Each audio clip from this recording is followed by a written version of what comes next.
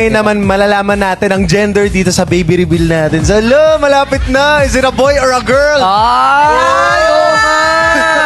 Oo. Ano kaya?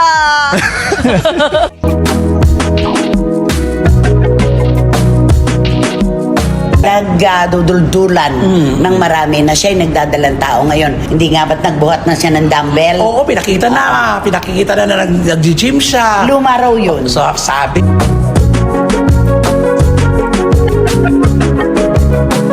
Yung nga kwento ng pagdadalang tao niya. Oh, yan, hindi rin namamatay-matay. Sabi ko nga, pinakamahirap na itago, pagdadalang tao. Veteranang kolumnista na si Christopher Min, ibinuging ang mga lumang video ng kapamilya actress na si Kim Cho matapos mabalita ang buntis.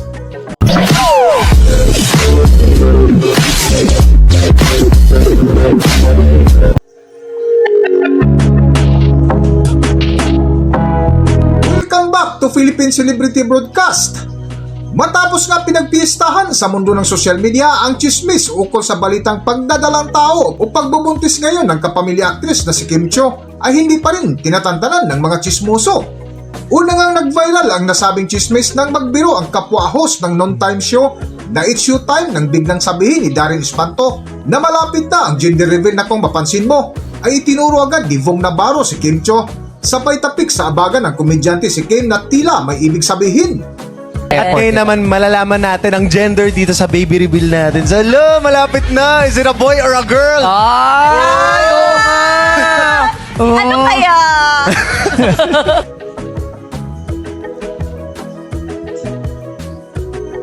Sa mga naglabasang video nga ni Kim Cho sa kanilang show na It's Showtime ay mapansin mo na kadalasan na suot nito ay nakadresis na pero kitang-kita pa rin ang ebidensya lalo na nang sumayaw ito kasama sina Ami Perez at Jong Hilario na ingat gumalaw. Sa vlog nga ng veteranang kolumnista na si Christopher Min kamakailan ay isa ito sa kanilang mainit na paksa na kung saan napakomento sila sa mga lumang video na ipinost ngayon ni Kim Cho matapos mapabalitang buntis na. Yung nga kwento ng pagdadalang tao niya. Oh, yan, hindi rin namamatay-matay. Pinagduduldulan ng marami na siya'y nagdadalang tao ngayon. Hindi nga ba't nagbuhat na siya ng dumbbell? Oo, pinakita na nag-gym siya. Luma raw yun. So, sabi. Oo. Yan na matagal na daw yung picture na yun. Oo. Pero Yung wala. mga footage na lumalabas ngayon, mga luma na raw po Oo, yun. at saka naisip ko din, di ba, hindi nga siya ang may hawak nung, di ba, may admin nga siya.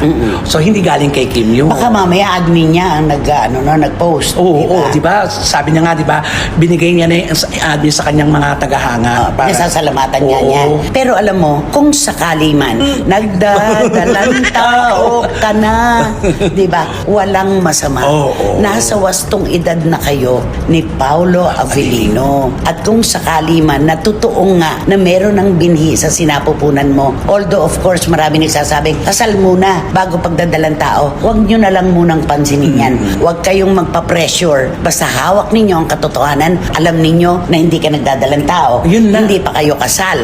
Kayo may hawak niyan. Correct. Diba? Correct. Huwag kayong magpa-apekto.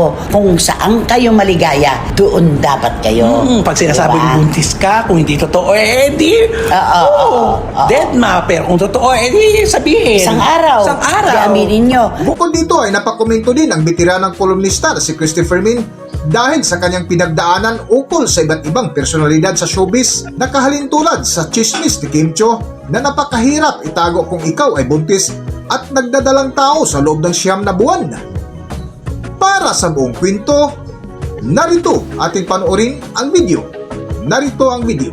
Sabi ko nga, pinakamahirap na itago, pagdadalang tao. Lagi mo pa namang ano yan, no? Bawat sanggol, 9 na buwan lang pong dinadala sa sinapupunan ng kanyang ina. Pagka 9 months na, hindi mo pa rin naaminin. Oo. 9 na buwan lang yan. Correct. Yung barometro na yan. Kung totoo, aaminin nyo.